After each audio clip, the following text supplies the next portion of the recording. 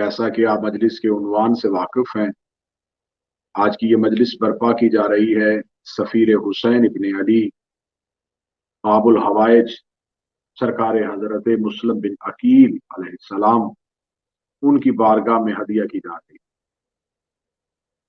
मैंने इस शहनशाह पे गुफ्तगू करने के लिए खुदावंदे मुतआल की मुकद्दस तरीन किताब कुरान मजीद से एक आया करीमा का सहारा लिया है, जिसमें खुदा अपने नबी की भेजने का तज़किरा कर रहा है। खुदा कह रहा है वल्लज़ी, वो अल्लाह वो है जिसने तुम्हारी तरफ अरसाल किया, भेजा तुम्हारी तरफ एक रसूल को दीन हक दे के, इसलिए कि वो अपने दीन को तमाम दीनों पे गालिब कर दे, चाहे ये बात मुशरिकों को बुरी ही क्यों न लगे और नागवार क्यों न गुजरे। खुदावंद मुतआल ने इस आयत में रोसल का लफ्ज इस्तेमाल किया, भेजने का लफ्ज इस्तेमाल किया, अरसाल करने का लफ्ज इस्तेमाल किया, जबकि हाँ खुदा ने कुरान में वल्लज़ी बअस फिल उम्मियीन का लफ्ज भी इस्तेमाल किया। हमने मबूस किया, हमने तुम्हारी तरफ नाजल किया, हमने तुम्हारी तरफ उतारा। लेकिन इस आयत में खुदा लफ्ज रसूल इस्तेमाल कर रहा है, हमने तुम्हारी तरफ भेजा, अरसाल किया। जब किसी चीज को अरसाल किया जाए, जैसा कि हमारे रोजमर्रा में ये लफ्ज अमूमी तौर पे खतूत और पैगामात के लिए इस्तेमाल होता है कि मैं अपना खत अरसाल कर रहा हूं, मैं ये अपना पैगाम इरसाल कर रहा हूं। लफ्ज इरसाल इस बात पे अक्कासी करता है कि भेजने वाला भी कोई हो और जिसकी तरफ भेजा जाए वहां भी कोई मौजूद हो। यहां लफ्ज रसूल जो खुदा ने इस्तेमाल किया या अपने नबियों के लिए जहां लफ्ज रसूल इस्तेमाल किया, वो इस बात का ऐनी शाहिद है कि जिसकी तरफ से भेजा जा रहा है वो ऐने जात है, वो पाक है, वो मुनज़्ज़ह व मुबर्रा है हर तरह की खताओं से। लेकिन जिनकी तरफ भेजा जा रहा है एक खास पैगाम दे के भेजा जा रहा है ताकि वो अल्लाह का पैगाम उस मखलूक तक पहुंचाए। बेशक। तो लफ्ज रसूल की जब हम सिफात देखते हैं तो लफ्ज रसूल की सिफात में से हमें ये सिफात में सिफ्त मिलती है कि जो रसूल हो वो अमीन हो, वो अमानत का ख्याल रखने वाला हो, उसके हाथ में जो पैगाम दिया जाए वो उस पैगाम का अमली मजहर भी हो, उस पैगाम का अमीन भी हो। जैसा कि खुदा ने जिन जिन नबियों के साथ लफ्ज रसूल इस्तेमाल किया, वो तमाम रसूल जो किताबें लेके आए, जो सहीफे लेके आए, उन्होंने अल्लाह का पैगाम मखलूक तक पहुंचाया। नबी कहते हैं खबर देने वाले को, रसूल कहते हैं पैगाम पहुंचाने वाले को। उधर से उसने कोई मैसेज दिया, इन्होंने ये मैसेज कन्वे किया, भेजा, अरसाल किया। लिहाजा वो अल्लाह पाक है जिसने रसूल भेजा उम्मत की तरफ, इंसानियत की तरफ हदायत के लिए। मैंने इस आयत को मौजूद सुखन क्यों करार दिया, ताकि आपको लफ्ज रसूल की एक मारिफत हो जाए कि रसूल कहते किसे, रसूल का म्यार क्या होना चाहिए, रसूल में सफात क्या होनी चाहिए। रसूल में सिर्फ ये होनी चाहिए कि जिसकी तरफ से पैगाम लेके जाए उसका अमीन हो, जो पैगाम लेके जाए उस पर अमली तौर पे खुद भी नाफज हो और फिर वो पैगाम दूसरों तक पहुंचाए। क्या कहने बाबुल हवाइज हजरत मुस्लिम बिन अकील के हुसैन इब्न अली ने जब कूफा से रवाना किया तो मौला हुसैन ने कहा, ए अहले कूफा, मैं अपने भाई मुस्लिम को तुम्हारी तरफ रसूल बना के भेज रहा हूं, मैं तुम्हारी तरफ इसे अपना नुमाइंदा बना के भेज रहा हूं। देखिए, अरबों के यहां खतूत देने के लिए, अरबों के यहां पैगामात देने के लिए जो सिपाही जाता था उसे कासिद कहते थे, उसे बरीद कहते थे। उसका काम होता था वो खत लेता था और जाके खत पहुंचा देता था। वो ये काम अपनी मनसबी जिम्मेदारी समझ के करता था। उस काम की उसको बाकायदा उजरत मिलती थी। उस काम के लिए म्यार ये नहीं होता था कि वो शख्स कैसा होना चाहिए, तेज रफ्तार घोड़ा सवार उसके पास हो, तेज रफ्तार घोड़ा उसके पास हो, सवार ذہین ہو اور وہ جائے اور وہ جا کے خط پہنچا دے۔ یہاں جناب مسلم بن عقیل کو امام حسین علیہ السلام نے صرف اپنا قاصد نہیں بنا کے بھیجا، مولا مسلم کو اپنا نمائندہ بنا کے بھیجا۔ نمائندے کے لیے یہاں جو عام لفظ اس شہنشاہ کے لیے استعمال ہوتا ہے وہ لفظ استعمال ہوتا ہے سفیر۔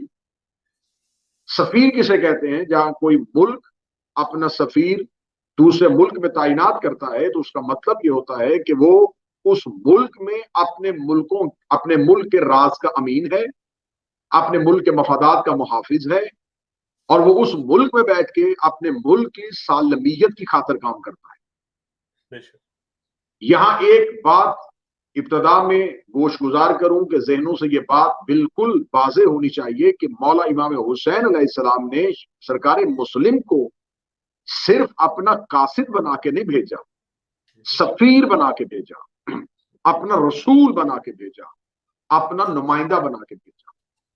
کیا کہنے جناب مسلم بن عقیل کے کہ امام حسین نے اپنے لشکر میں سے ایک ایسے فرد کا چناؤ کرنا تھا کہ جس کے ہاتھ میں حسین کی بیعت ہو سکے، اور جب امام اپنی بیعت لیتا ہے تو وہ بیعت امام کی نہیں ہوتی، دراصل امام کے ہاتھ پہ اللہ کی بیعت ہوتی ہے۔ اس کا مطلب ہے کہ اللہ کی بیعت ہو رہی تھی حسین کے ہاتھ پہ، اور حسین کی بیعت ہو رہی تھی جناب مسلم بن عقیل کے ہاتھ۔ جناب مسلم بن عقیل صرف حسین ابن علی کے نمائندے نہیں بلکہ توحید کے نمائندے بن کے، اللہ کے نمائندے بن کے، نمائندہ پروردگار بن کے، رسول الہی بن کے کوفہ کی طرف روانہ ہوئے۔ جناب مسلم بن عقیل پہ گفتگو کرنے سے پہلے مجھے تھوڑا سا، کیونکہ یہ مخصوص شخصیات اور ہستیاں ایسی ہیں جن پہ تذکرہ برائے نام ہوتا ہے۔ جناب مسلم بن عقیل کی زندگی کو جب بھی شروع کیا جاتا ہے تو اسے مکہ سے روانہ ہوتے ہوئے ان کی زندگی کو شروع کیا جاتا ہے، اور اس کے پچھلے ابواب کو نسلوں تک نہیں پہنچایا جاتا، اور ان ابواب کو محض کتابوں تک رکھا جاتا ہے، نسلوں تک نہیں پہنچایا جاتا کہ جناب مسلم بن عقیل جو ہے وہ کن صفات کے مالک۔ جناب مسلم بن عقیل کی صفات میں سے اگر ان کا تعارف خاندانی اعتبار سے کروایا جائے تو فرزند عقیل ہے۔ حضرت عقیل امیر المومنین کے بھائی ہیں۔ جناب عقیل پہ ایک پوری گفتگو، ایک پوری مجلس جناب عقیل پہ ہو کہ جناب عقیل کن کن فضائل اور کن کن کمالات کا منبع تھے، لیکن جناب عقیل کے لیے میں گزرتے یہاں ایک ہی جملہ کہنا لگوں گا کہ ان کے تعارف کے لیے اتنا ہی کافی ہے کہ وہ دور جاہلیت میں بھی عقیل تھے۔ کیا بات ہے جی، بہت خوب۔ انہیں زمانہ جاہلیت میں بھی عقیل کہہ کے بلایا جاتا تھا، جہاں لوگوں کے پاس عقل و شعور نام کی کوئی چیز نہیں تھی، وہ اس دور میں بھی عقیل تھے۔ ان کے بہت سے فضائل ہیں، انتہائی بہادر تھے۔ ان کے لیے تاریخ مورخ نے تاریخی اعتبار سے یہ باتیں بہت اہم ہیں کہ تاریخی اعتبار سے ان کی شخصیت کو مسخ کرنے کی کوشش کی گئی ہے۔ جناب عقیل کو معاذ اللہ بعض مورخین نے جو بنی امیہ کی تنخواہوں پہ تواریخ لکھتے تھے، انہوں نے لکھا کہ معاذ اللہ ثم معاذ اللہ وہ حاکم شام کی طرف زیادہ رغبت رکھتے تھے۔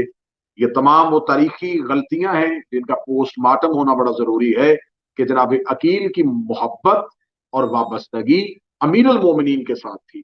یہی وجہ ہے کہ جناب عقیل نے مولا امیر المومنین کو جو خط لکھے، وہ خطوط آج بھی تاریخ کا حصہ ہیں، جس پہ جناب عقیل نے واضح طور پہ اپنے بھائی علی بن ابی طالب سے اس بات کا اظہار کیا کہ اگر مجھے خبر ہوئی ہے کہ عرب کے لوگوں نے آپ کو پھر ویسے ہی تنہا کر دیا ہے جیسے رسول کو تنہا کیا تھا، تو میں اور میری اولاد آپ کے لیے حاضر ہیں۔ اور مولا امیر المومنین علی بن ابی طالب نے جناب عقیل کا جو خط کا جواب دیا تھا، وہ خط آج بھی تاریخ کا حصہ ہے کہ ان میں جناب عقیل کی جو تعریف اور جو وصف بیان کیے ہیں وہ قابل دید ہیں، کیونکہ موضوع گفتگو جناب عقیل نہیں، موضوع گفتگو ہے مسلم بن عقیل۔ جناب عقیل ان کے والد ہیں۔ مولا سرکار حضرت ابو طالب کے جتنے بھی بیٹے تھے، 4 بیٹے تھے، تاریخی اعتبار سے 4 بیٹے کہا جاتا ہے، لیکن آج کی اس نشست میں اور آج کے اس سیشن میں اور آج کی اس مجلس میں میں آپ کے سامنے ایک بڑا عجیب اور ایک اہم نقطہ بیان کروں گا۔ تاریخ کہتی ہے کہ جناب ابو طالب کے 4 بیٹے تھے، لیکن میں جب بھی گفتگو کروں تو میں کہوں گا کہ حضرت ابو طالب کے 5 بیٹے تھے۔ آپ پوچھیں گے 5 کیسے تھے؟ تو آئیے جب تاریخ سے پوچھتے ہیں تو تاریخ کہتی ہے کہ حضرت عمران کے بڑے بیٹے جو تھے ان کا نام طالب تھا، جن کی وجہ سے ان کی کنیت مشہور ہوئی ابو طالب۔ ان سے چھوٹے 10 سال چھوٹے حضرت طالب سے پورے 10 سال چھوٹے حضرت جعفر طیار تھے۔ حضرت جعفر طیار سے پورے 10 سال چھوٹے حضرت عقیل ابن ابی طالب تھے۔ حضرت عقیل سے پورے 10 سال چھوٹے حضرت علی ابن ابی طالب سے، اور علی سے پورے 10 سال چھوٹا اسلام تھا۔ کیا بات، جناب کیا بات۔ طالب کے 10 سال بعد حضرت جعفر دنیا میں آئے، جناب جعفر کے پورے 10 سال بعد جناب عقیل دنیا میں آئے، مولا عقیل کے پورے 10 سال بعد مولا امیر المومنین دنیا میں آئے، اور مولا امیر المومنین کے پورے 10 سال بعد اسلام نے آنکھ کھولی تھی۔ تو حضرت ابو طالب کی گود میں 4 نہیں 5 بیٹے پڑ رہے تھے۔ اسلام ابو طالب کے بیٹے کا نام، اور آج امت اس بات پہ فخر محسوس کرتی ہے، اور آج بھی اور کل بھی ٹیلی ویژن پہ یہ خبر نشر ہو رہی تھی کہ اتنے لاکھ فرزندان اسلام اللہ کے گھر کا طواف کر رہے ہیں۔ لوگ آج اسلام کے بیٹے ہونے پہ فخر محسوس کرتے ہیں۔ اگر کوئی کہے کہ آپ نے اسلام کو ابو طالب کا بیٹا کیسے کہہ دیا، اگر تم جیسے جاہل اسلام کے بیٹے ہو سکتے ہیں تو پھر اسلام تو پلا ہی ابو طالب کی گود میں تھا، اسلام کو تو پالا ہی حضرت ابو طالب نے تھا۔ خیر، جناب عقیل علم الانساب کے ماہر تھے، نسب بہت جانتے تھے۔ تاریخی اعتبار سے اگر میں نے پہلے کہا کہ ان پہ گفتگو کی جائے تو 60 منٹ کم از کم درکار ہے حضرت عقیل پہ بولنے کے لیے، کہ حضرت عقیل کی محفل میں عرب کے لوگ بیٹھنے سے، عرب کے اکثر لوگ بیٹھنے سے اس لیے کتراتے تھے کہ عقیل محفل میں اس کا شجرہ بیان کر دیا کرتے تھے۔ حضرت عقیل محفل میں بتا دیا کرتے تھے کہ تیرا اصل باپ کون ہے۔ حضرت عقیل محفل میں بتا دیا کرتے تھے۔ بہت سے واقعات ہیں جس میں 3 اشخاص نے حضرت عقیل کو ایک دربار میں گھیرے میں لیا ہوا تھا، تو حضرت عقیل نے ان تینوں کا تعارف دربار میں لوگوں کی موجودگی میں ان کی ماؤں کے نام سے کروایا تھا۔ اے سالن فروش کے بیٹے، اے عرب کی اس کنیز کے بیٹے جس کے خریداروں کی تعداد بڑی زیادہ تھی، تو لوگ کتراتے تھے حضرت عقیل کے پاس بیٹھنے کے لیے۔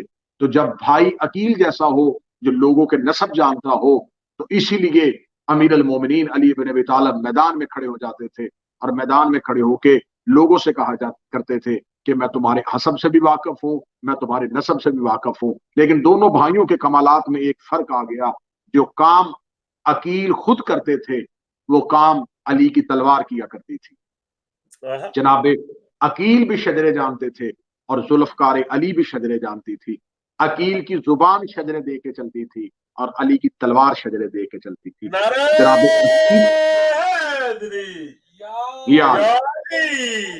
جناب عقیل نے قبطیہ خاندان میں ایک شادی کی۔ قبطیہ ایک نسل ہے جس میں رسالت مآب کی ایک زوجہ ماریہ قبطیہ جو مشہور ہے، جن سے رسول کے ایک فرزند بھی دنیا میں آئے تھے حضرت ابراہیم، اسی قبطیہ خاندان میں حضرت عقیل کی شادی ہوئی، اور حضرت عقیل کی اسی زوجہ سے حضرت مسلم جو ہیں وہ دنیا میں آئے۔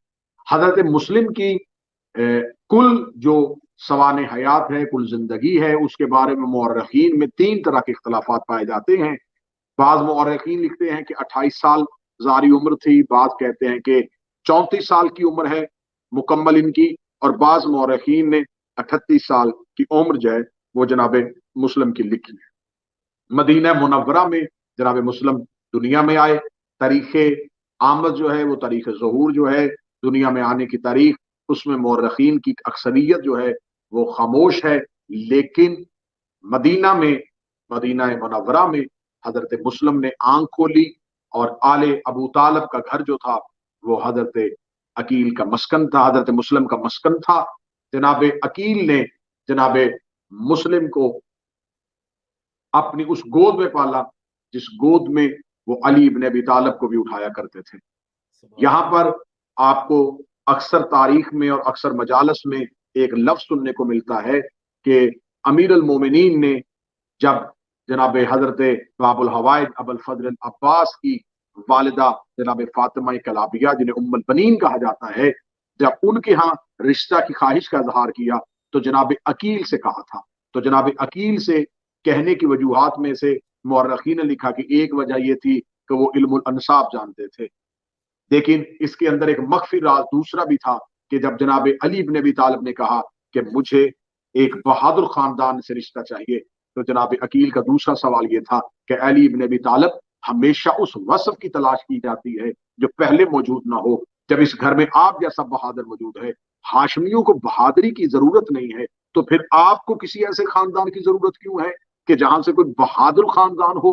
تو اب جب وضاحت طلب کی تو اب مولا امیر المومنین نے راز سے پردہ اٹھایا، فرمایا اے میرے بھائی عقیل، میں اس لیے بہادر خاندان چاہتا ہوں کہ اللہ اس عورت سے مجھے ایک بیٹا عطا کرے گا. فرمایا آپ کے پاس حسن جیسا بیٹا، آپ کے پاس حسین جیسا بیٹا، فرمایا اللہ مجھے اس کے وطن سے ایک بیٹا دے گا جو میرے بیٹے کی کمر کا زور بنے گا، جو میرے بیٹے کی کمر کی طاقت بنے گا. فرمایا کس لیے چاہیے آپ کے بیٹے کو کمر کی طاقت؟ فرمایا دین الہی کو مضبوط کرنے کے لیے حسین قیام کریں گے، اور حسین کو اپنے قیام کے لیے ایک بیٹے کی ضرورت ہے، ایک بھائی کی ضرورت ہے جو حسین کے ساتھ ایسے چلے جیسے داؤد چلا کرتے تھے، جیسے میں مصطفیٰ کے ساتھ چلا کرتا تھا.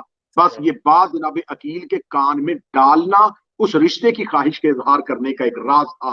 جناب عقیل کو اسی دن پتا چل گیا تھا کہ علی کے ایک بیٹے کو دین مضبوط کرنے کے لیے ایک طاقتور مددگار چاہیے. بس عباس کی تلاش شروع ہو رہی تھی اور گھر میں مسلم کی پرورش ہو رہی تھی. جناب عقیل نے جناب مسلم کو اسی خواب کی تعبیر میں پرورش کرنی شروع کر دی، اور جناب عقیل بچپن سے جناب مسلم کو تلوار چلانے کا ہنر سکھایا کرتے تھے اور کہا کرتے تھے اے مسلم، مجھے تیری تربیت کی غرض یہ ہے کہ میں نے علی سے سنا تھا کہ دین الہی کی مضبوطی کے لیے ایک طاقتور مددگار کی ضرورت ہے، تو جب حسین کو ایسے مددگار کی ضرورت ہو تو میری خواہش ہے کہ تیرا بھی نام انہی ناصرین میں سے لکھا جائے. کیا کہنے جناب عقیل کے کہ جنہوں نے کربلا سے پہلے حسین کے ناصر تیار کرنے شروع کر دیے تھے. جناب مسلم کا کردار جو ہے وہ تاریخ میں جب جناب مسلم نے اپنے شباب میں قدم رکھا تو اب ہمیں جناب مسلم جو ہیں وہ پہلی دفعہ تاریخ میں جنگ صفین میں نظر آتے ہیں. جنگ صفین سے پہلے جناب مسلم کا جو کردار تھا، جناب مسلم بنی ہاشم کے تمام کرداروں کے ساتھ جہاں جہاں جیسے جیسے بنی ہاشم نے احتجاج کیا، بعد رسول خلافت کے چھننے کا احتجاج ہوا، دروازہ سیدہ کا احتجاج ہوا، اس میں جناب مسلم ہمیں تاریخ میں نظر آتے ہیں. لیکن جناب مسلم کی ایک واضح جو ایک انفرادیت ہمیں نظر آئی، وہ انفرادیت ہمیں نظر آتی ہے جب جناب مسلم کو جنگ صفین میں مولا امیر المومنین نے ایک دستہ دے کے، ایک دستے کا سپہ سالار بنا کے، صرف یہ نہیں کہ ایک سپاہی کی غرض سے جناب مسلم بن عقیل کو ایک دستے کا سپہ سالار بنا کے جنگ صفین میں بھیجا گیا. اور جنگ صفین میں جب اتارا گیا تو جناب مسلم بن عقیل کا وہاں اترنے کا رجز جو ہے وہ تاریخ میں لکھا ہے کہ جناب مسلم بن عقیل نے میدان جنگ میں جا کے جب اپنا تعارف کروایا تو فرمایا کہ میں عرب کے اس بہادر خاندان کا فرد ہوں کہ میری رگوں میں عقیل کا لہو ہے اور میری کمر پہ علی ابن ابی طالب کا ہاتھ ہے. میں علی کی دعا کے سائے میں اور عقیل کی گود میں پلا ہوا ہوں. جناب مسلم کا تعارف اتنا غضبناک تھا، تعارف اتنا جلال والا تھا کہ صفین میں شام کی فوج نے پہلی بار ایک ایسا مرد مجاہد دیکھا تھا جو دو ہاشمیوں کے ساتھ اپنا تعارف کروا رہا تھا، جو یہ کہہ رہا تھا کہ میں ابو طالب کا پوتا بھی ہوں، میں علی ابن ابی طالب کا بھتیجا ہوں اور میں عقیل کا بیٹا ہوں. جناب مسلم نے ایک انتہائی بہترین حملہ کیا اور فوج اشقیہ کو، فوج شام کو شام تک چھوڑ کے آنے میں جناب مسلم کا ہمیں کردار نظر آیا. جناب مسلم کے اس کردار کے بعد پھر جناب مسلم کا ہمیں کردار تاریخ میں نظر آتا ہے کہ مولا امیر المومنین کی جتنی بھی جنگیں تھیں ان میں مولا امیر المومنین کے جو بیٹوں کا دستہ ہوتا تھا جناب مسلم بن عقیل اس دستے میں ہمیں نظر آتے ہیں. اب مولا امیر المومنین کی شہادت کے بعد مولا حضرت امام حسن علیہ السلام کے دور میں امام حسن کے ساتھ ایک مکمل مشیر بن کے جنہوں نے زندگی گزاری وہ جناب مسلم تھے. جناب مسلم کے ساتھ मौला इमाम हसन अपने हर काम में मशवरा किया करते थे। जब तारीख ने हमें मशीर हसन अलैहिस्सलाम के तौर पे जनाब मुस्लिम को दिखाया तो उससे हमें अंदाजा हुआ कि जनाब मुस्लिम बिन अकील का इंतखाब इमाम हुसैन के लिए करना ये बिल्कुल नया मौजू नहीं था, ये एक नई हकीकत नहीं थी। इससे पहले हुसैन इब्न अली जनाब मुस्लिम को मशीर के तौर पे इमाम हसन के साथ देख चुके थे। वो जानते थे कि जनाब मुस्लिम इन तमाम मामलात को कितनी गहराई से जानते हैं, इन तमाम मामलात पे कितनी गहरी नजर रखते हैं। फिर जनाब मुस्लिम को कूफा भेजने में जो राज था, उन राजों में एक राज ये था कि मौला अमीर अल मोमिनीन के बाद जो कूफा की बेवफाई हुई थी, उस कूफा की बेवफाई को जनाब मुस्लिम बड़े करीब से देखते थे। जनाब मुस्लिम उन तमाम कबाइल से वाकिफ थे जिन कबीलों ने मौला अमीर अल मोमिनीन के साथ जंगों में जाने से इनकार किया था, जिन्होंने मौला अमीर अल मोमिनीन से बेवफाई की थी। उन तमाम किरदारों से जनाब मुस्लिम अच्छी तरह वाकिफ थे, उन खानदानों से अच्छी तरह वाकिफ थे। इसलिए कूफा वालों की रग रग से वाकिफ होने की वजह से कायनात से वाकफियत रखने वाले हुसैन इब्न अली ने इनको वहां उतारा था। अब यहां पर मौला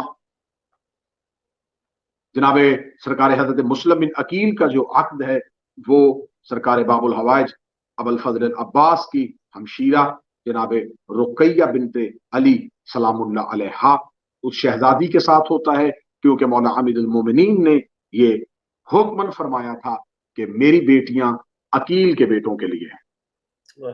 लिहाजा जनाब रुकैया जो है इनका अक्द जो है वो जनाब मुस्लिम के साथ हुआ, और शहजादी कुबरा फातिह शाम जो है उनका अक्द जो है वो अब्दुल्ला इब्न जाफर तैयार के यहाँ हुआ, और जो शहजादी है जिन्हें उम्मे कलसूम कहा जाता है उनका अक्द जो है वो औन बिन अब्दुल्ला औन बिन जाफर तैयार के साथ हुआ। लिहाजा मौला अमीर अल मोमिनीन की जितनी भी शहजादियां थी वह मौला अमीर अल मोमिनीन के जितने भी जो भाई थे उन्हीं के बेटों के साथ उनके अक्द हुए। शहजादे का अक्द जो है वो शहजादी रुकैया सलावतुल्लाह अलैहा के साथ हुआ। उसमें से अल्लाह ने इनको जो औलाद दी उनमें से तारीख में इख्तलाफात हैं, 4 फर्जंदान, 6 फर्जंदान और 1 बेटी या 2 बेटियां, इसका तारीख में कसरत के साथ जिक्र मिलता है। लेकिन ये बात तय है कि जनाब मुस्लिम के जितने भी बेटे थे वो काम दीन के आए हैं, उनकी जिंदगियां वक़्फ़ दीन के लिए हुई थी, उनकी शहादत नुसरत इमाम हुसैन इब्न अली के लिए हुई थी। इमाम हुसैन अलैहिस्सलाम 28 रजब को मदीना छोड़ चुके थे, आप मक्का पहुंच चुके थे। आप शबानुल मुअज्जम का इब्तिदा था जब आप मक्का पहुंच चुके थे।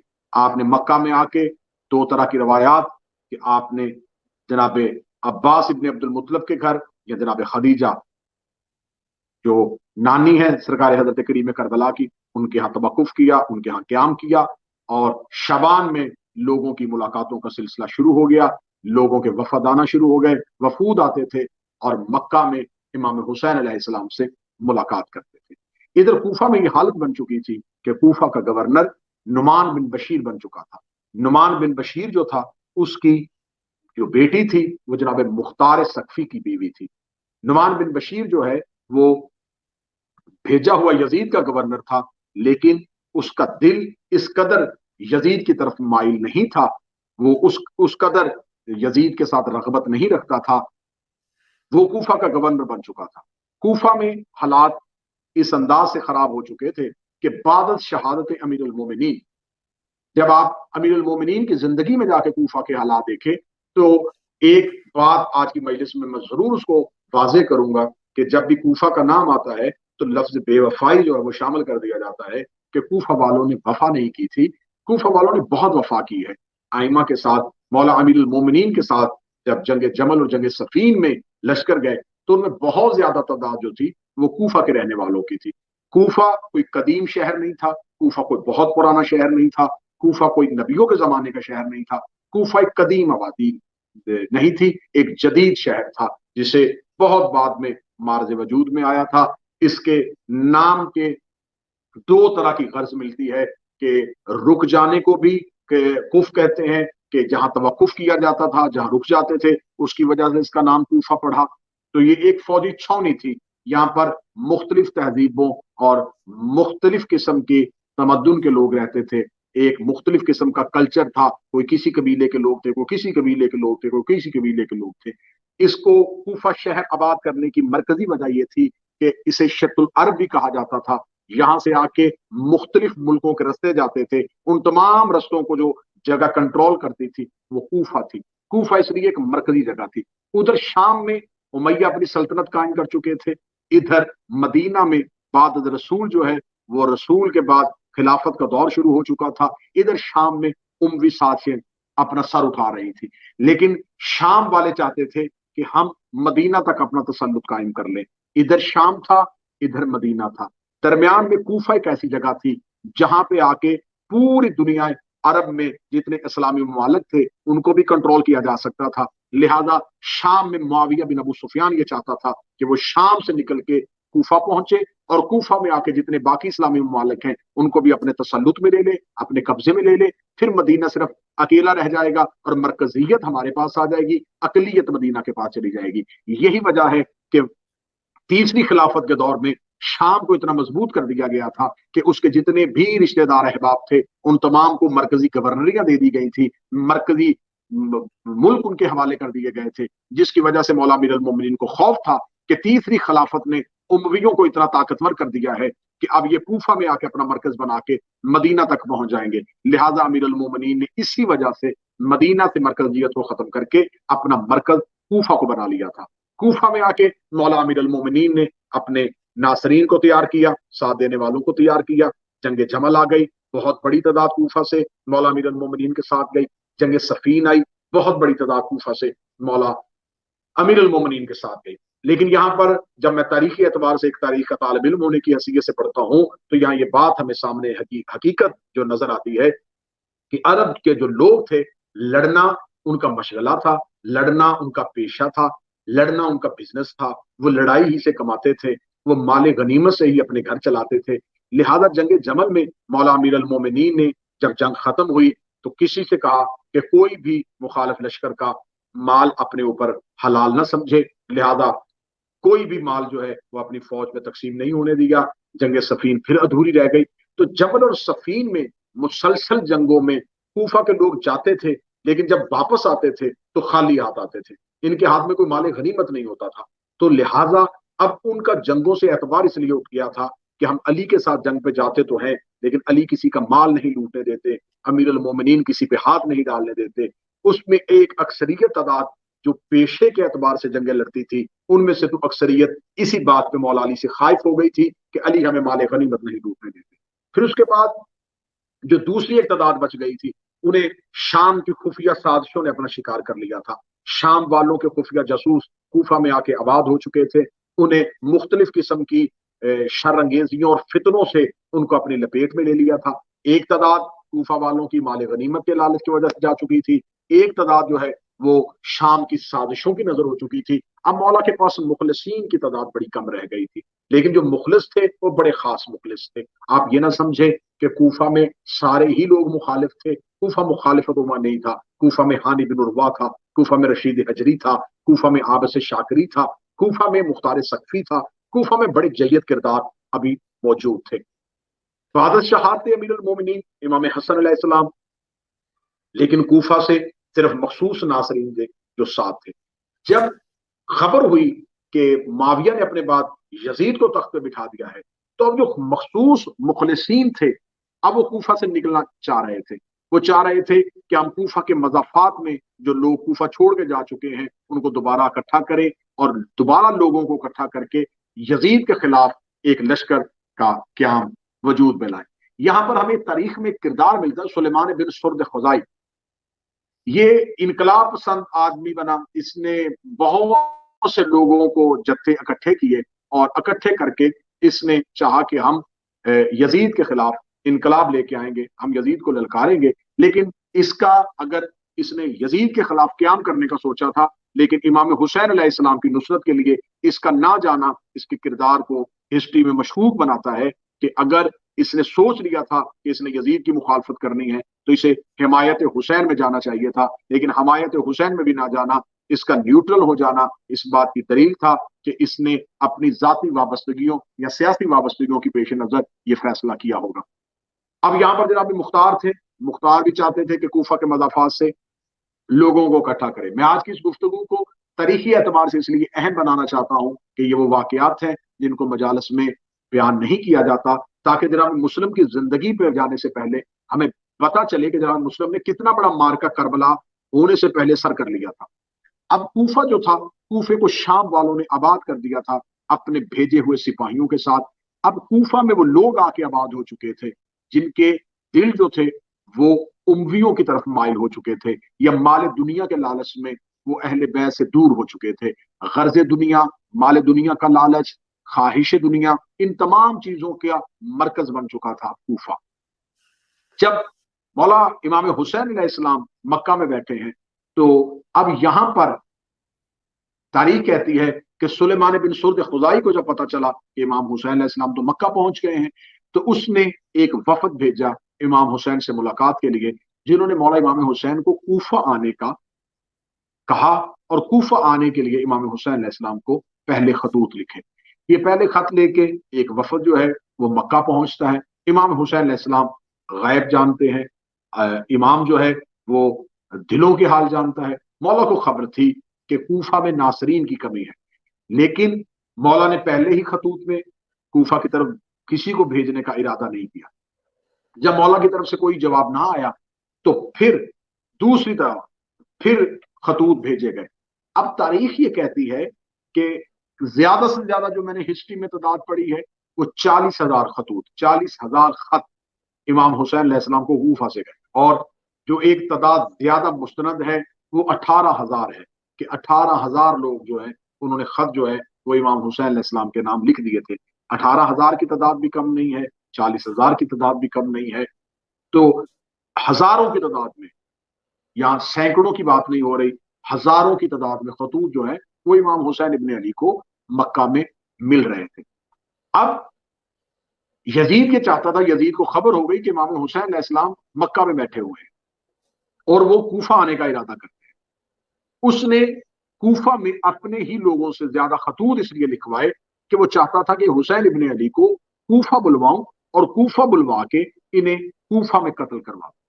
कूफा से लातादाद खतूत, और उन खतूत का मतन एक था। उन खतूत को जो लिखा जा रहा था, उन खतूत का आप जब एक ही उनकी मतन था, एक ही तहरीर थी कि ऐ फरजंदे रसूल हम तन्हा हो गए हैं, हम समझते हैं कि अब उम्वी हमारे सरों पे राज कर रहे हैं, आपको आपकी माँ के हक का वास्ता, आपको आपके नाना का वास्ता, आप जल्द अज जल्द आ जाइए, बहुत जल्दी कीजिए, देर ना कीजिएगा, फौरन आ जाइएगा। वो तमाम खतूत थे जो इमाम हुसैन अलैहिस्सलाम को मक्का में मिल रहे थे। अब यहां पर किताबों में एक किरदार जो शोहदाए करबला में हमें नजर आता है, जनाब हजरत आबिस शाकरी। जनाब हजरत आबिस शाकरी जो है वो अपना खत लेके खुद इमाम हुसैन की बारगाह में जाते हैं और कूफा पहुंच के इमाम हुसैन अलैहिस्सलाम को कूफा के मामला से आगाह करते हैं। मौला इमाम हुसैन अलैहिस्सलाम को जब ये मुखलसीन पहुंचते हैं, तो इन मुखलसीन के पहुंचने के बाद इमाम हुसैन अलैहिस्सलाम ये तय करते हैं कि आप मुझे कूफा में अपना सफीर भेजना है। तो जनाब मुस्लिम को इंतखाब करते हैं, जनाब मुस्लिम को अलहदा खेमे में लेके जाते हैं। एक बहुत देर तक की नशिस्त इमाम हुसैन और जनाब मुस्लिम के दरमियान होती है। जनाब मुस्लिम को अब वो नशिस्त क्या थी, तारीख उससे आ रही है, लेकिन यकीनन व यकीनन इमाम ने जनाब मुस्लिम को तमाम गायब से आगाह फरमाया, अल्लाह के उन राजों से आगाह फरमाया, जनाब मुस्लिम को कूफा के जमीनी हकायक से आगाह फरमाया और जनाब मुस्लिम अकील को कूफा की तरफ रवाना किया। अब यहाँ सवाल ये पैदा होता है, अगर हुसैन इब्न अली जानते थे कि कूफा के लोगों ने वफा नहीं करनी, तो जनाब मुस्लिम को भेजने में राज क्या था? अगर यहाँ इमाम हुसैन अलैहिस्सलाम, क्योंकि इमाम का किरदार एक तो इलाही किरदार होता है, एक इमाम का किरदार दुनियावी किरदार भी होता है। इमाम को जमाने की चाल और ढाल को भी सामने रख के चलना है और इलाही निजाम को भी चलाना है।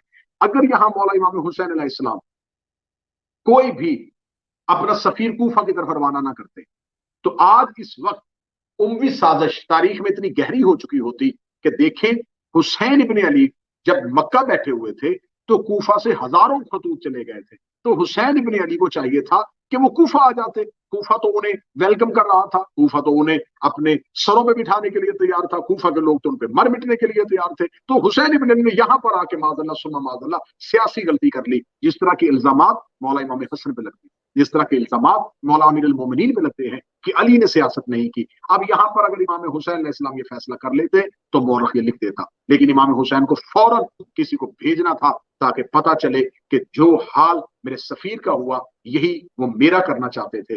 लिहाजा जनाब मुस्लिम बिन अकील का इंतखाब किया। अगर मुस्लिम बिन अकील कूफा ना जाते तो यकीनन करबला में हुसैन इब्न अली के साथ शहीद होते। होना तो शहीद ही था, करना तो इलाही निजाम को जिंदा था। तो लिहाजा इस क्याम को जनाब मुस्लिम के जिम्मे दिया कि आप कूफे को सर करें। जनाब मुस्लिम का एक फौरन दरियाफ्त किया मौला हुसैन इब्न अली से कि क्या आप मुझे खुद जुदा कर रहे हैं?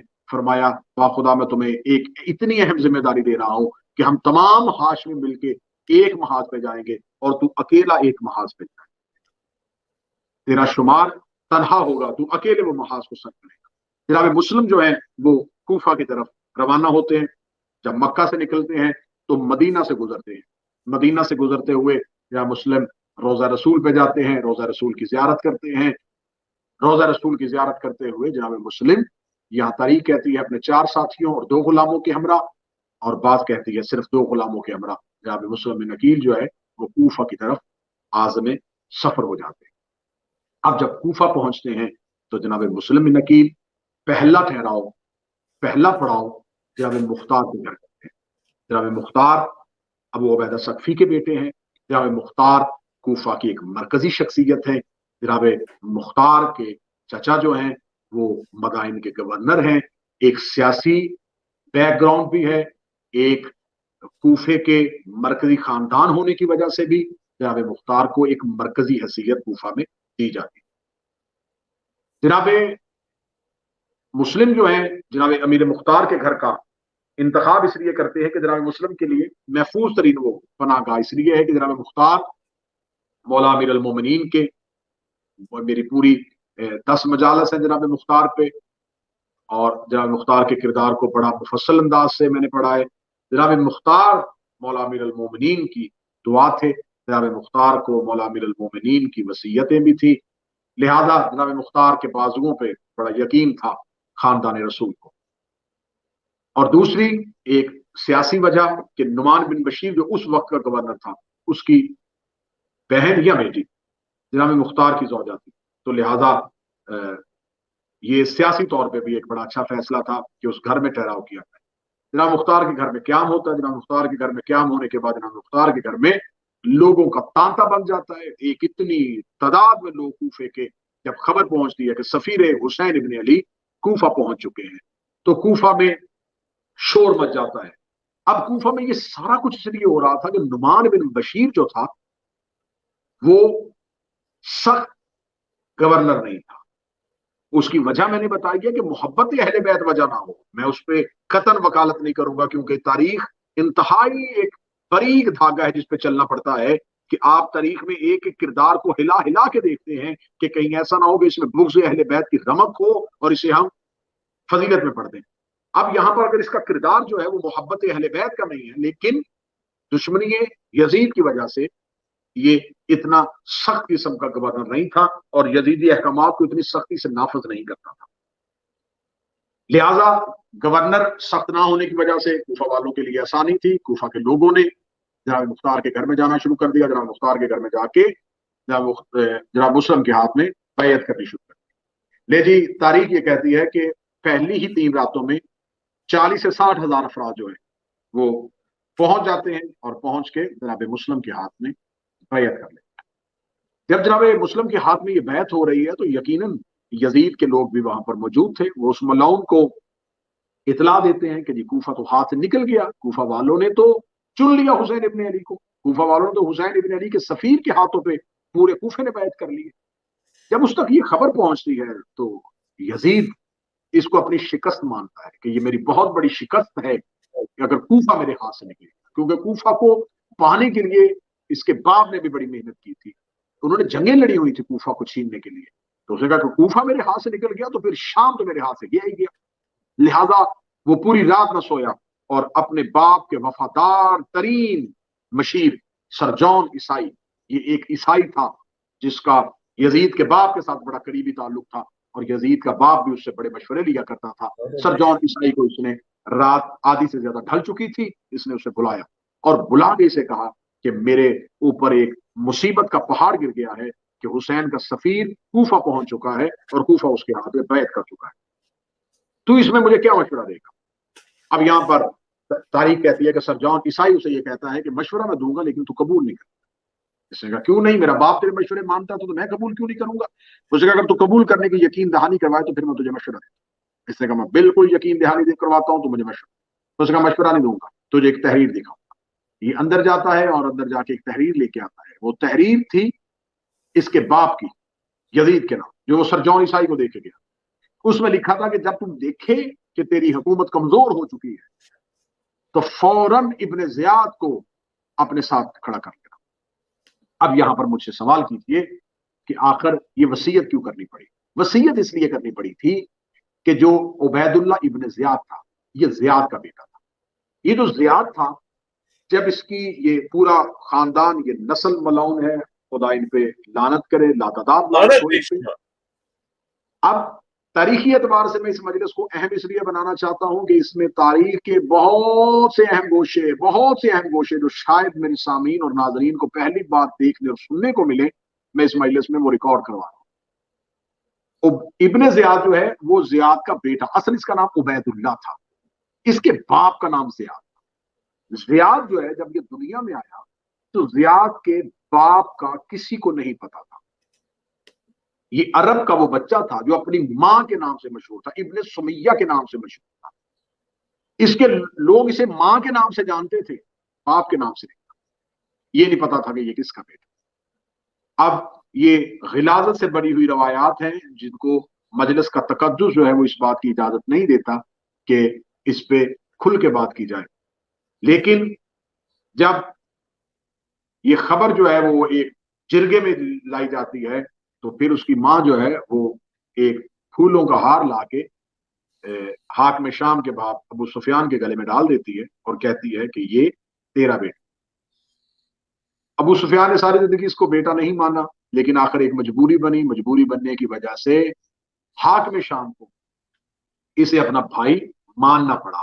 عمر بن عاص کے مشورے پہ جب جنگوں کے لیے مولا علی کے مقابلے پہ جانا تھا تو مولا امیر المومنین کا مقابلہ کرنے کے لیے، زیاد کو اپنے ساتھ کھڑا کرنے کے لیے اس نے دربار میں ایگزیکٹو آرڈر پاس کیا کہ زیاد جو ہے یہ میرا بھائی ہے جس کا اور میرا باپ ایک ہے لیکن ماں ایک نہیں ہے۔ اس بات کو جب حاکم شام یزید کے باپ نے دربار میں بیان کیا تھا تو یزید کی ماں نے اس بات پہ انتہائی ناراضگی کا اظہار کیا تھا اور احتجاج کیا تھا۔ ماں کی وجہ سے یزید زیاد کے بیٹے کو کبھی بھی اپنا بھائی تسلیم نہیں کرتا تھا، لیکن جب سر جان عیسائی نے وہ تحریر دکھائی کہ تمہارے باپ نے کہا تھا کہ جب مشکل پڑے گی تو تمہیں اسے اپنے ساتھ کھڑا کرنا پڑے گا، اب ادھر یا تو کوفہ اپنے ہاتھ سے چلا جائے یا عبید اللہ کو قبول کیا جائے۔ مشکل فیصلہ تھا لیکن اس نے یہ مشکل فیصلہ فوراً کیا کیونکہ غیرت کا اس خاندان کے ساتھ اور اس گھر کے ساتھ کا تعلق نہیں تھا۔ دشمنی اہل بیت میں تو یہ کچھ بھی کر سکتے تھے، لہذا اس نے فوراً پوچھا۔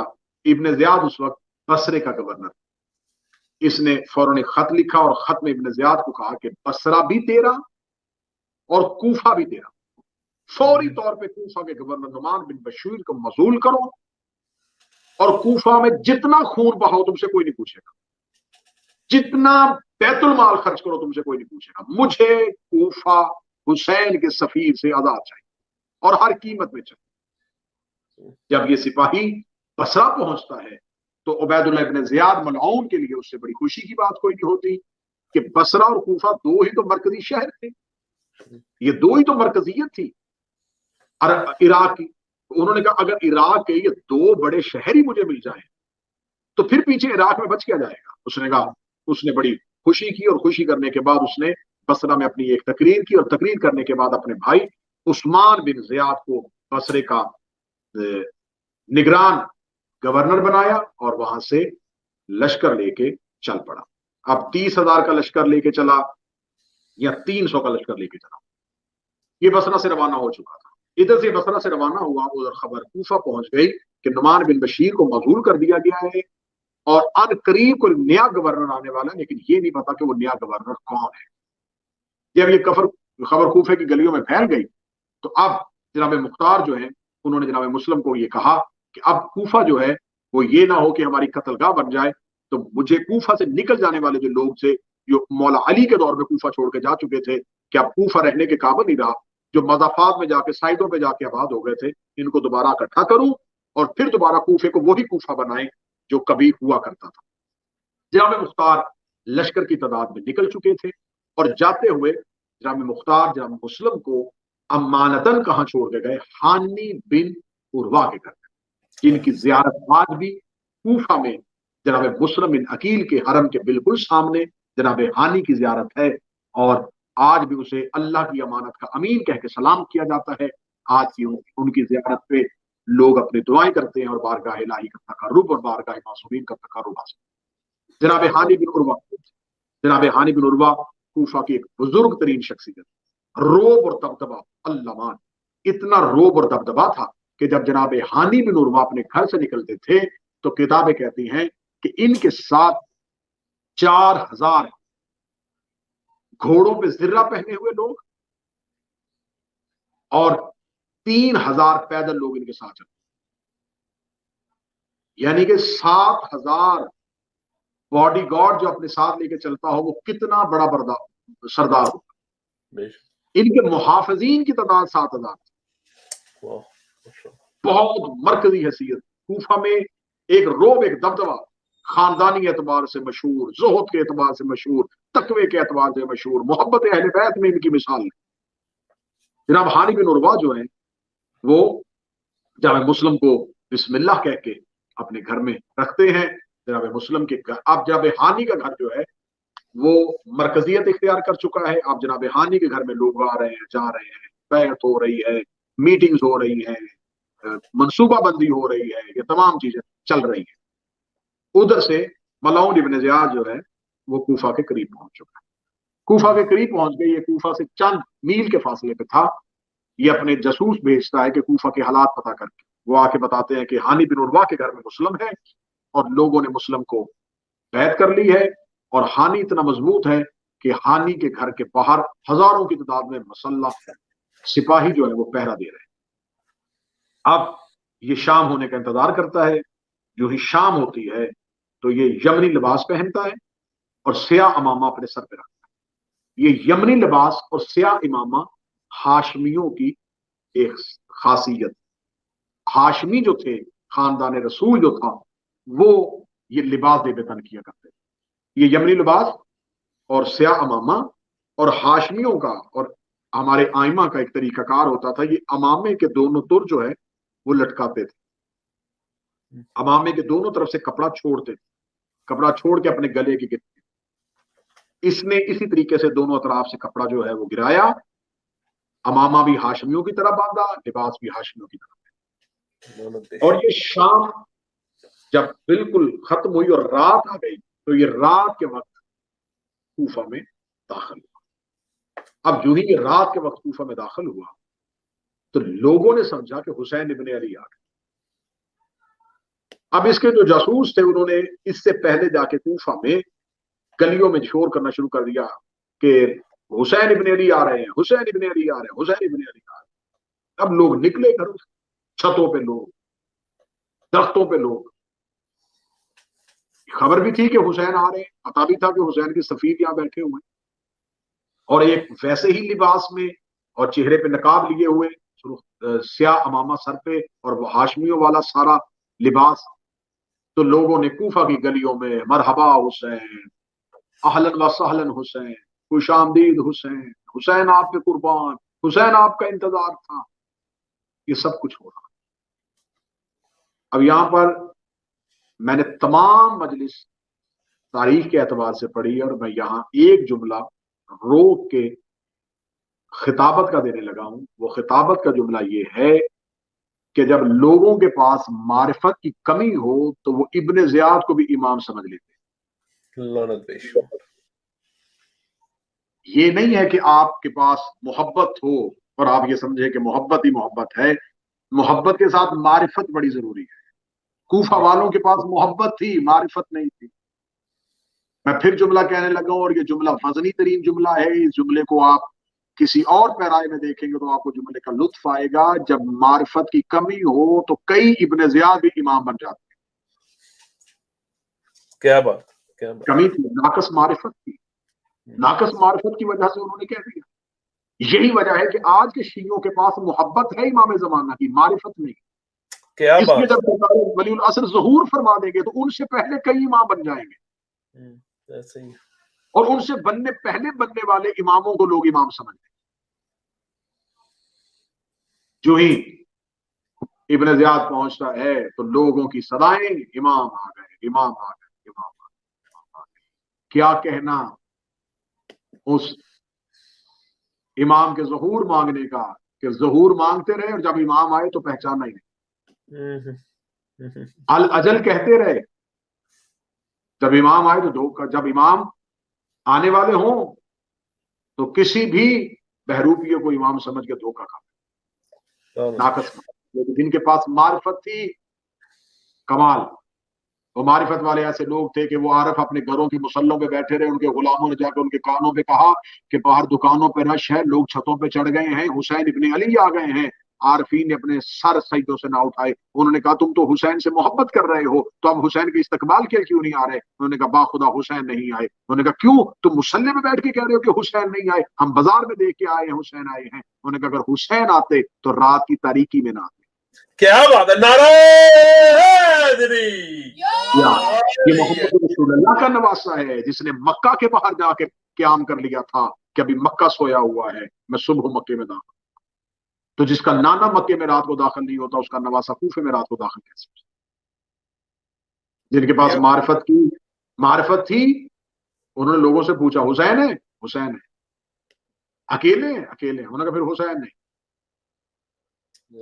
کیوں حسین کیوں نہیں؟ انہوں نے کہا حسین ہوتے تو پہلے بازار میں صدا دینے والا عباس ہوتا. کیا بات ہے. ایک عارفہ مستور سے جا کے کنیز نے کہا حسین آ گئے. وہ صحن میں آئی، اس نے آسمان کی طرف دیکھا اور واپس کمرے میں جا کے سو گئی. کنیز نے کہا حسین کا استقبال نہیں کرے گی. اس نے کہا نہ خوشبو بتا رہی ہے نہ نور بتا رہا ہے. اگر حسین ہوتا تو نہ آسمان کی یہ صورت ہوتی نہ ہواؤں میں یہ بو ہوتی. کیا بات ہے. جیو قبلہ. نہ خوشبو بدلی نہ آسمان کی رنگت بدلی اور حسین آ گئے. بس ابن زیاد چہرے پہچانتا جا رہا تھا کہ کون کون انتظار کر رہا ہے، کون کون انتظار کر رہا ہے. یہ لوگوں کا ولولہ دیکھ رہا تھا، لوگوں کا جذبہ دیکھ رہا تھا. دارالعمارہ کے قریب جا کے اس کی سواری رکی. نعمان بن بشیر نے دارالعمارہ کی چھت سے دیکھا اور اس نے بھی سمجھا کہ حسین ہے. اس نے دارالعمارہ کی چھت پہ کہا اے حسین ابن علی، با خدا میں آپ کے قتل کا کوئی ارادہ نہیں رکھتا، لیکن میں چاہتا ہوں کہ آپ کوفہ کو چھوڑ دیں. کہنا تھا کہ ابن زیاد ملعون نے اپنے چہرے سے نقاب اتار کے کہا کہ تیری اسی کمزوری کی وجہ سے تو مجھے گورنر بنایا.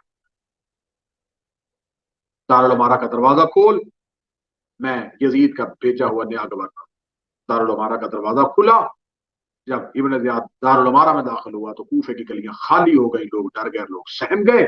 پتہ چل گیا کہ یہ حسین ابن علی نہیں، یہ ابن زیاد ہے.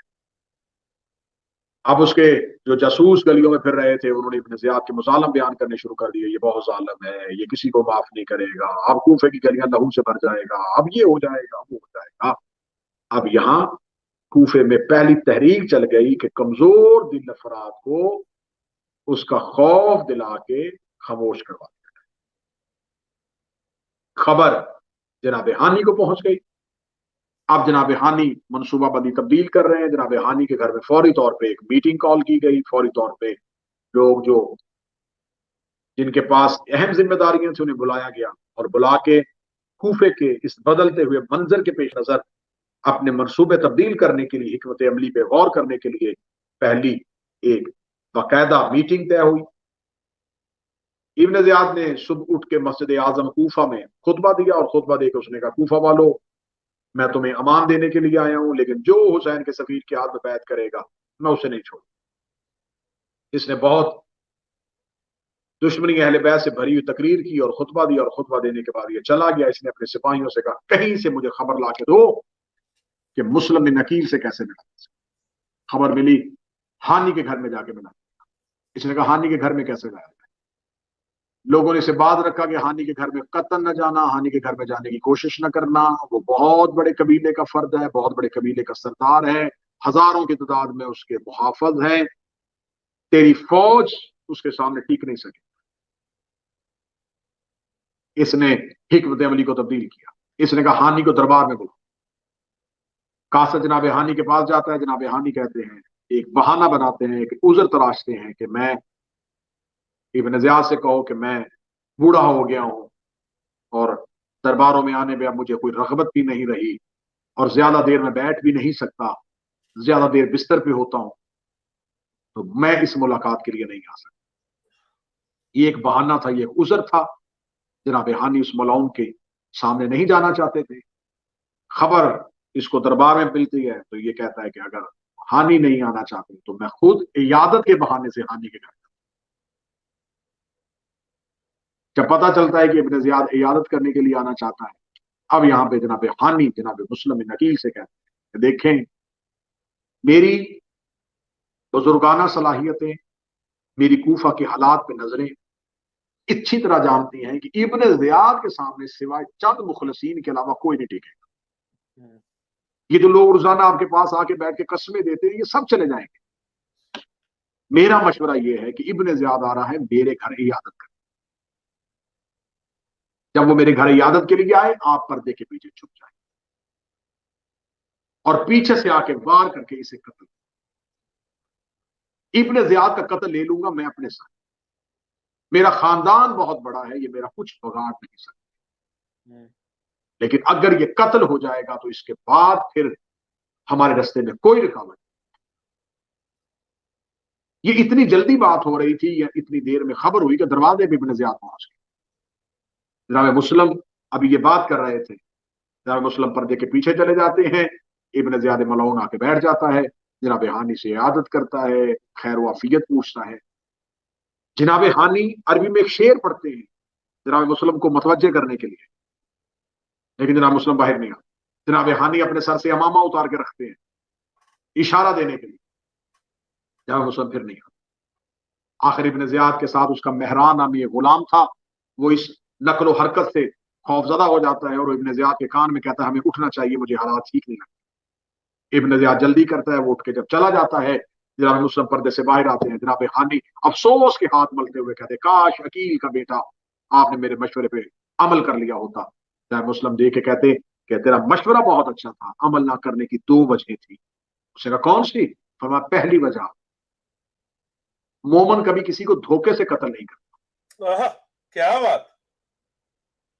ہم ہاشمیوں کے ہاں شیوا ہے, ہم کبھی بھی پشت سے وار نہیں کرتے. دوسری وجہ, وہ تیرا مہمان تھا. مہمان کے حقوق اللہ نے قرآن میں رکھے ہوئے ہیں. کافر تھا, ملعون تھا تیرا مہمان. تیرے مہمان کی عزت رکھنا میرا فرض تھا. کہاں سے لائے گی دنیا اہل بیت جیسے کمال اور فضائل. دنیا نے تو اہل بیت کے مہمان ہونے کا خیال نہیں رکھا, لیکن انہوں نے قاتل کو بھی شربت پہ لایا ہے. انہوں نے اپنے قاتل کو بھی اپنے گھر سے اس لیے چھوڑا ہے کہ وہ مہمان ہیں. انہوں نے بھائی کے قاتل کو کھانا. بہت لمبی تاریخ ہے, اس کو ایک مجلس میں بیان کرنا ممکن ہی نہیں ہے. اشرا ہو تو جناب مسلم بن عقیل کی سوانح حیات پڑی جائے. خیر ہانی بن عروہ کے گھر سے جب ابن زیاد اٹھ کے چلا جاتا ہے, ابن زیاد کے جانے کے بعد ہانی بن عروہ کو دوبارہ دربار میں بلانے کا مشورہ کیا جاتا ہے. مشورہ کرنے کے لیے 4 لوگوں کو ذمہ داری سونپی جاتی ہے کہ تم چاروں لوگ جا کے جناب ہانی کو اس بات کی یقین دہانی کرواؤ کہ تمہیں کچھ نہیں کہا جائے گا. ان 4 لوگوں میں سے ایک شخص جو ہے اس کو ابن زیاد کے ملعون کے اندرونی اس حکمت کا نہیں پتا ہوتا, اس خباثت کے بارے میں لا علم ہوتا ہے. وہ سمجھتا ہے کہ شاید یہ ہانی کو امان دینا چاہتا ہے. وہ 4 لوگ جا کے اپنا حلف اور اپنی قسم دے کے اپنی ذمہ داری کے ساتھ جناب ہانی کو لے کے آتے ہیں. اس سے پہلے ابن زیاد اپنے غلام موکل نامی کو بھیجتا ہے کہ کسی نہ کسی طریقے سے مسلم تک پہنچ. یہ شخص جو ہے یہ آ کے جناب مسلم کے قریبی ساتھیوں سے ملتا ہے اور انہیں کہتا ہے کہ مجھے جناب مسلم تک کچھ رقم پہنچانی ہے. کیونکہ میں اہل بیت سے محبت کرنے والا ہوں اور میں یہ رقم ان تک پہنچانا چاہتا ہوں تاکہ وہ جتنا جنگی اسلحہ خرید رہے ہیں اس میں میری طرف سے حصہ ہو. اس طریقے سے وہ قربت لیتا لیتا ایک لمبا واقعہ خیر وہ وہاں تک پہنچ جاتا ہے. اور وہ پہنچنے کے بعد اس کو جناب مسلم کے پاس ہر میٹنگ میں یہ سب سے پہلے جاتا ہے, سب سے آخر میں اٹھ کے آتا ہے.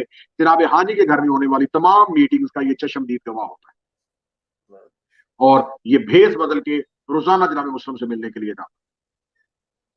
اب جب جناب ہانی کو دربار میں بلایا جاتا ہے تو ابن زیاد سے کہتا ہے کہ آپ مجھے صرف اتنا بتائیں کہ مسلم آپ کے گھر میں, کیونکہ وہ حکومت کے باغی ہیں, مجھے مسلم چاہیے, آپ مجھے بتائیں مسلم آپ کے گھر میں ہے. جناب ہانی انکار کر دیتے ہیں کہ مسلم میرے گھر میں. یہ جھوٹ نہیں تھا, امام کے نمائندے کو بچانے کے لیے ایک تقیہ بھی تھا, اور دوسرا راز یہ تھا کہ جناب ہانی نے کہا تھا کہ مسلم میرے گھر میں نہیں ہے, کیونکہ ہانی جانتے تھے کہ میرا گھر جو ہے وہ امام کی ملکیت ہے. مسلم میرے گھر میں نہیں, مسلم اپنے ہی گھر میں. جب جناب ہانی انکار کرتے ہیں تو یہ پھر کہتا ہے کہ تم بہت بڑے کوفہ کے سردار ہو, میں تم سے اس جواب کی توقع نہیں کرتا تھا. جناب ہانی پھر انکار کرتے ہیں تو پیچھے سے اشارہ کرتا ہے, وہی غلام جو روزانہ جناب ہانی کے گھر میٹنگز میں بیٹھا ہوتا ہے وہی پیچھے سے نکل آتا ہے, اور نکل کے آ کے جب جناب ہانی اس کا چہرہ دیکھتے ہیں تو اب جناب ہانی جو ہے وہ اپنا بیان تبدیل کر کے کہتے ہیں کہ ہاں مسلم میرے گھر میں, اگر مسلم میرے حوالے کرو تو میں کبھی حوالے نہیں کروں. ایک بہت لمبی بحث اور بہت لمبی تکرار ہوتی ہے. اسی بحث اور تکرار میں یہ ملعون سیخ پا ہو جاتا ہے, غصے میں آ کے اپنے سپاہی کو اشارہ کرتا ہے. وہ سپاہی جناب ہانی کے چہرے پہ چھڑیاں مارنے شروع کرتا ہے. اتنی چھڑیاں مارتا ہے کہ جناب ہانی کا ناک کی ہڈی ٹوٹ جاتی ہے, دندان مبارک ٹوٹ جاتے ہیں, جناب ہانی کا چہرہ لہو سے بھر جاتا ہے.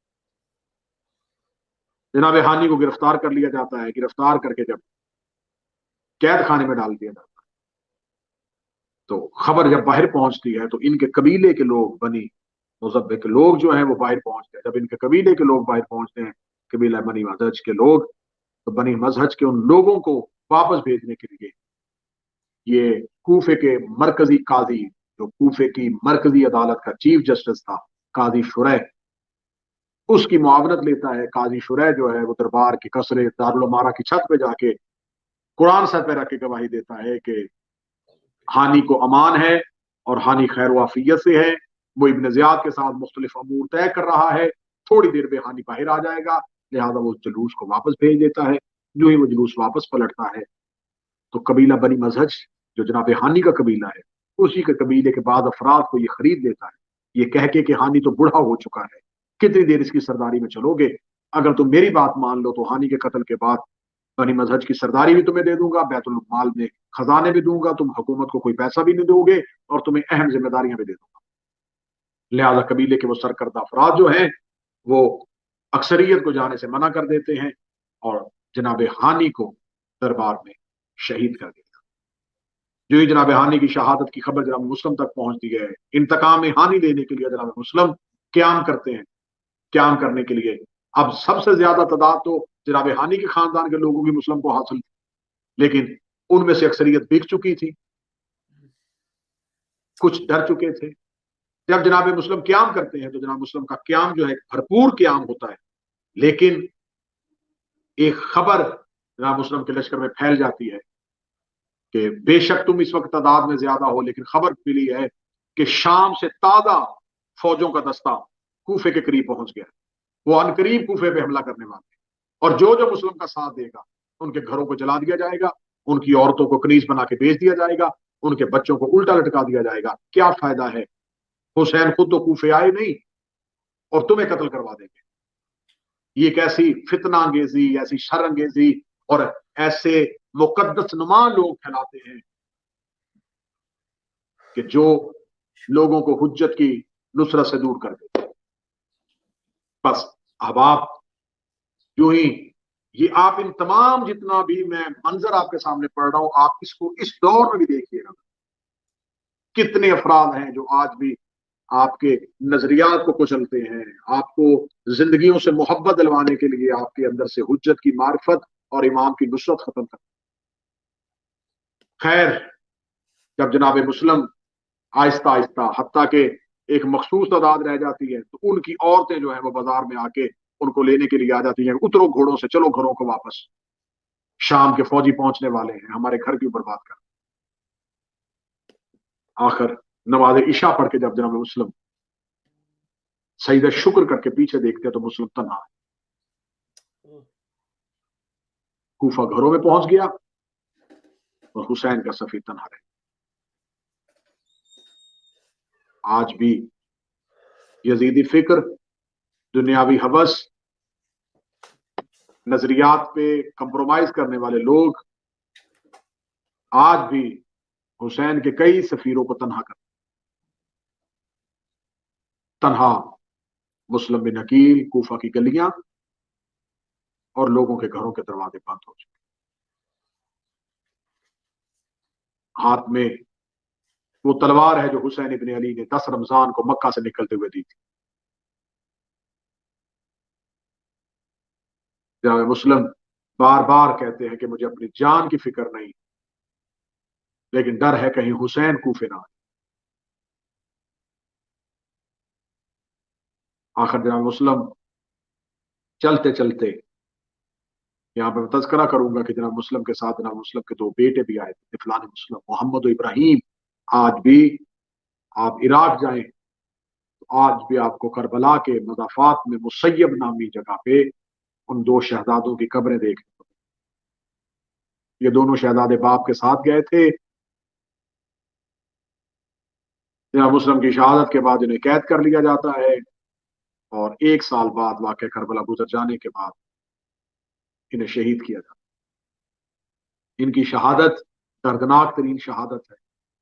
جناب مسلم تنہا رہ جاتے ہیں، جناب مسلم تنہا چلتے چلتے چلتے چلتے ایک ایسی گلی میں پہنچتے ہیں جس گلی کو آگے دیوار ہے اور رستہ نہیں۔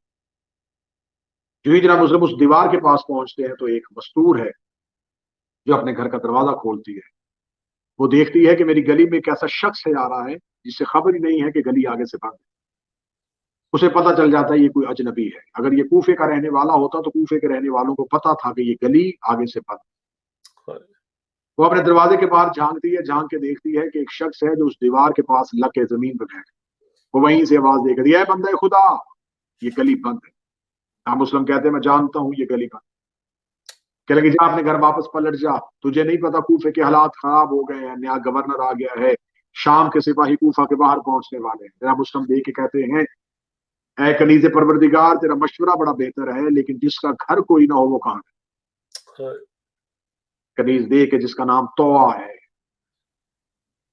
ذرا آج کی اس مجلس سے میرے سامعین و ناظرین یہ نتیجہ نکالیے گا، جنہوں نے وفا نہیں کی ان کے ناموں کا بھی کسی کو نہیں پتا، اور جس نے چند گھنٹے کے لیے مہمان رکھا، آج جب مسلم کی شہادت پڑھی جاتی ہے تو اس مستور کا نام لیا جاتا ہے۔ سوا نامی مستور دروازے پہ کھڑی ہو کے کہتی کیا تم کوفہ کے رہنے والے نہیں؟ فرمایا نہیں۔ کہ لگے کوفہ کے باہر کہیں سے آئے ہو؟ آئے سے۔ کہتے پھر مسجد میں جا کے سو جاؤ۔ نیا مسلم کہتے اگر کوئی اللہ کے گھر میں بھی نہ رہنے دے، کہتے جہاں بھی جا لیکن میری گلی سے چلا جا، میری گلی میں اجنبی سپاہیوں کے لیے میرے گھر کو مشکوک بنا دیں گے۔ جناب مسلم دیوار کا سہارا چھوڑتے ہیں، دیوار کا سہارا چھوڑتے ہوئے جناب مسلم کی زبان سے ایک جملہ نکلتا ہے، یا سیدہ فاطمہ زہرا۔ لفظ زہرا عورت کے کان میں پڑتا ہے، بند دروازے کو دوبارہ کھولتی ہے، جاتے ہوئے مسافر کی پیچھے سے کمر دیکھتی ہے، پیچھے سے آواز دے کر دی بندہ خدا دوبارہ بتا تو نے کس کا نام لیا؟ مسلم چہرے کو پھیر دیا اور پھیر کے کہتے کیا تو اس نام سے واقف ہے؟ کہتی تو نے نام لیا میرا جگر پھٹ گیا۔ کیا تو نے فاطمہ بنت محمد کا نام لیا؟ فرمایا اسی کے خاندان سے۔ کیا مطلب ہے؟ تو ہاشمی ہے؟ فرمایا ہاشمی نہیں، اولاد ابو طالب۔ تو کون ہے؟ کیا تو فرزند عقیل ہے؟ آواز آئی ہاں میں حسین کا سفیر مسلم۔ مسلم کا نام آنا تھا تو وہ دروازہ کھلا چھوڑتی ہے، بازار سے دوڑتی جا کے مسلم کے قدموں پہ سر رکھ کے کہتی ہے قیامت والے دن زہرا سے میری شکایت نہ کرنا، مولا مجھے معاف کر دینا، مجھے خبر نہیں تھی، میرے مقدر کا مالک میرے دروازے پہ۔ مولا دے کے کہتے ہیں، جناب مسلم دے کے کہتے ہیں اے کنیز پروردگار، तूने गुर्बत की आलम में मेरी खबर रखी, मैं तेरी जन्नत का दामन। ये कह के जनाब मुस्लिम उसके हाथ से अपनी अबा का दामन छुड़ाने लगते हैं, कदमों से लिपट के देख के कहती है, मौला गलती माफ नहीं की। फरमाया, हम सादिक हैं, हम अपनी जुबान के पक्के हैं, हम अपने कौल और अपने आहद के पक्के हैं। जब मैंने कह दिया मैं तेरी जन्नत का दामन हूं, क्या तेरी जन्नत की जमानत दे के जा रहा है? क्या मेरे घर को ये शर्फ नहीं बख्शेगा कि मैं एक रात आपकी खिदमत करूं? जब मुस्लिम मना करते हैं तो वो दे के कहती, जिसका नाम लिया है तुझे इसी का वास्ता। जनाब मुस्लिम की दाढ़ी आंसुओं से भर जाती है। रोते हुए मुस्लिम तवा के घर आते हैं। तवा को अपने घर में वो मुनासिब जगह नहीं मिल रही होती जहां जनाब मुस्लिम को बिठाए। आखिर एक कमरे में जनाब मुस्लिम को बिस्तर लगाती है। जनाब मुस्लिम देख के कहते हैं, अब कूफा मेरे बिस्तरों में लेटने के लायक नहीं था। जनाब मुस्लिम मुसल्ला इबादत बिछाते हैं, इबादत शुरू करते हैं। पूरी रात तवा दरवाजे में बैठी रहती है और जनाब मुस्लिम के मुसल्ले से तकबीर और तहलील और रोने और तस्बीह की आवाजें आती। थोड़ी देर बाद इसका बेटा, नाम उसका बिलाल है, ये मलौन इब्न ज़ियाद के सिपाहियों में से है, ये घर पहुंचता है। माँ उसे मेहमान के बारे में बताती है। ये खबर इब्न ज़ियाद के दरबार में दे देता है, जिसको ढूंढ रहे वो हमारे घर में, क्योंकि इनका घर कूफे के आबादी का आखिरी घर था। पूरा कूफा छोड़ के मुस्लिम को आखिरी घर में पनाह मिली। फौजों का ताजा दस्ता इस गली में पहुंचता है। जो इस बाजार में कूफे की फौजों का ताजा दस्ता पहुंचता है, घोड़ों के टापों की आवाज, तलवारों का शोर मुस्लिम के कान में पड़ता है। जनाब मुस्लिम मुसल्ले के नीचे तलवार खींचते हैं। मुस्लिम तलवार खींचते हैं। तवा सामने आके खड़ी हो जाती है, रो के कहती है, तुझे सैयदा का वास्ता, मौला वो ज्यादा है, तू अकेला है।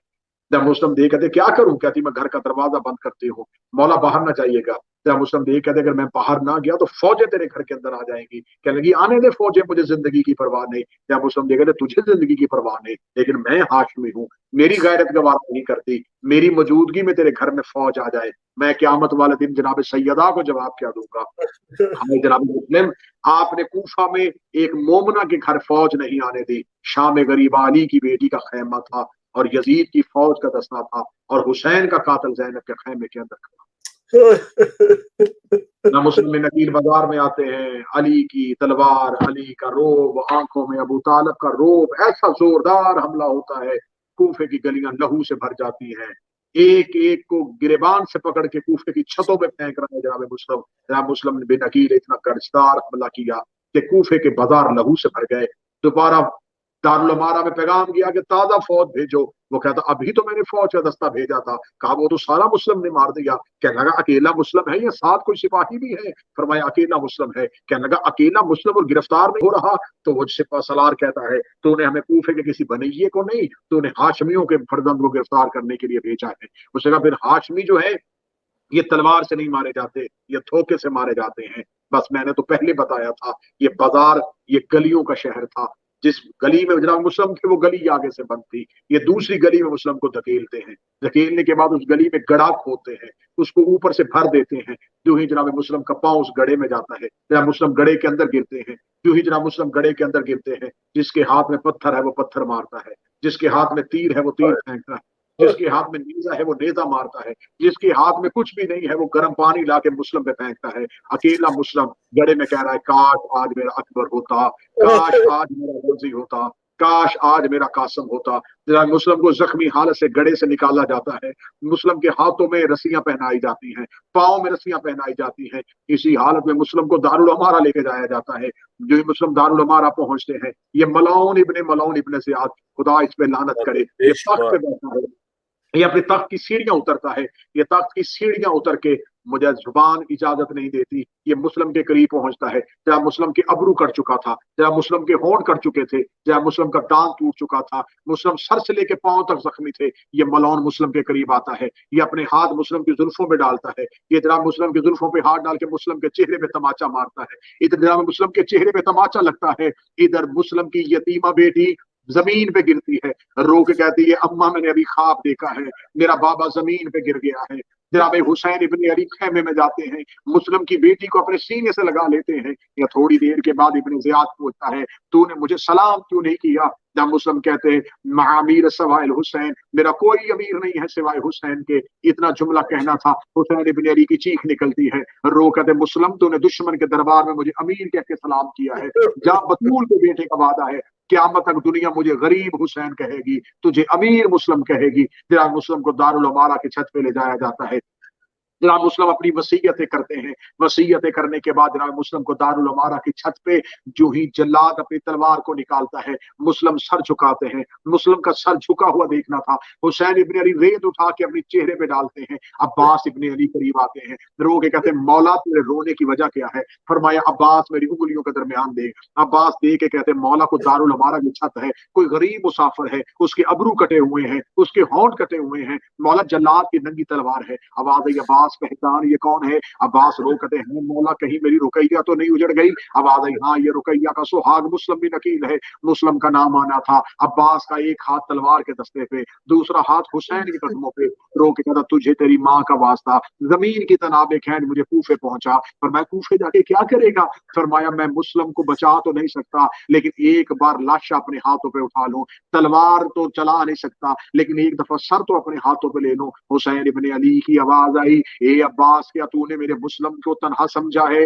अब जरा जमीन पे देख। जो ही उंगलियां जमीन की तरफ आती हैं, जनाब अब्बास अपना चेहरा फेर लेते हैं। हुसैन इब्न अली की आवाज आती है अब्बास बताइए क्या देखा? फरमाए एक काले बुरके वाली मस्तूर है जो कूफा की गली में दारुल अमारा की दीवार के नीचे बैठी है और गोद फैला के कह रही आ मेरे हुसैन का बेटा, आ मेरे हुसैन का सफीर बेटा, आ मेरे हुसैन का वकील बेटा। खुदा जनाब मुस्लिम के कातिलों पे लानत फरमाए, खुदा बेवफाई करने वालों पे लानत फरमाए, हुसैन का साथ देने से इनकार करने वालों पे लानत फरमाए, और अनगिनत दरूद और सलाम जनाब मुस्लिम पे, जनाब मुस्लिम के असहाब पे, जनाब मुस्लिम के साथियों पे, उन जानसारों पे लाखों करोड़ों सलाम और अनगिनत खुदा की रहमतें जनाब हानी बिन उर्वा पे, मुख्तार सकफी के, आबस शाकरी पे, उन तमाम जय्यद असहाब पे जिन्होंने कूफा से हुसैन इब्न अली का साथ दिया। मौला मेरा और आपका शुमार नासरीन इमाम ज़मान में फरमाए। रब्बाना तक़ब्बल मिन्ना इन्नका अंतस समीउद दुआ। आमीन या रब्बुल आलमीन। अल्लाहुम्मा सल्लि अला मुहम्मद।